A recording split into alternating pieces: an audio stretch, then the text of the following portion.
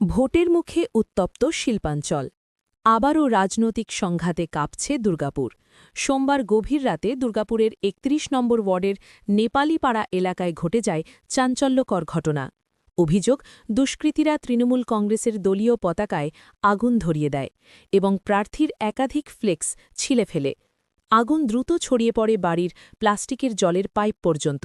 আতঙ্কিত হয়ে পড়েন স্থানীয় বাসিন্দারা। যদিও দ্রুত জল ঢেলে আগুন নিয়ন্ত্রণে আনা সম্ভব হয়, বড়সড় দুর্ঘটনার হাত থেকে অল্পের জন্য রক্ষা পান এলাকাবাসী। ঘটনার পরেই শুরু হয় রাজনৈতিক তরজা। তৃণমূলের অভিযোগ, বিজেপি পরিকল্পিতভাবে এই নাশকতা চালিয়েছে। অন্যদিকে বিজেপির পাল্টা দাবি, সহানুভূতি আদায়ের জন্য তৃণমূল নিজেরাই এই ঘটনা সাজিয়েছে।